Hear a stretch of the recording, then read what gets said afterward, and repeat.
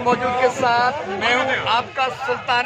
आज ईद उल फितर का दिन है और मैं अपने गांव मियाँ साहब उर्फ आम में मियाँ जो बोल कभी किसी ने सुना होगा और कभी कोई आया होगा। ये है हमारे भाई, ये कराची में जॉब करते हैं। ये न्याज है, न्याज इधर देखो तो। और ये महबूब हमारे इधर ही मियाँ साहब में रहते हैं। और ये है हमारे वहीद सुमरो NICVT शक्कर के इंचार्ज।